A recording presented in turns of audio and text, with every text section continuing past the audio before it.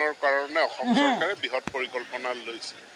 আৰু যিসমূহ বিদ্যালয় ৭৫ বছৰ সম্পূৰ্ণ কৰিছে সেই বিদ্যালয়সমূহত যদি তাত ছাত্ৰ ছাত্ৰী পৰ্যাপ্ত পৰিমাণে আছে তেনেহ'লে আমি ৩ কোটি টকাকৈ আন্তঃগাঁথনি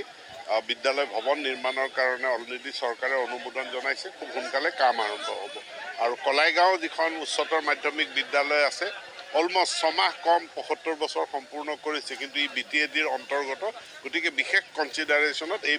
বিদ্যালয়খনৰ আন্তঃগাঁথনি উন্নয়নৰ দায়িত্ব অসম চৰকাৰে লৈছে এইবিলাক অঞ্চল আমি শিক্ষাৰ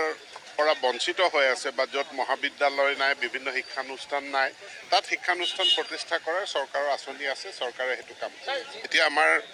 ৰিক্ৰুটমেণ্ট প্ৰচেছ আৰম্ভ হৈ গ'ল আমি 10 মে'ৰ ভিতৰত গোটেই শিক্ষক নিযুক্তিবিলাক আমি সম্পূৰ্ণ কৰিম শিক্ষক নিযুক্তি হ'লে এই সমস্যাটো দূৰ মৰগীয়া বানচ তেওঁলোকৰ যিটো মূল দাবী হৈছে মূল দাবীটো তেওঁলোকে আৰু 14% মৰগীয়া বানচ অকল আমাৰ সমগ্ৰ শিক্ষাৰ যিখিনি কণ্টেক্সুৱেল টিচাৰ তেওঁলোকে এইটো দাবী উত্থাপন কৰিছে এইটো চৰকাৰৰ বিবেচনাধীন হৈ আছে টেট পাছ কৰিলে নিযুক্তি দিব লাগে এনেকুৱাটো কোনো কথা নাই চৰকাৰৰ যিখিনি খালী পদ আছে এইখিনিৰ বিজ্ঞাপন প্ৰকাশ পাইছে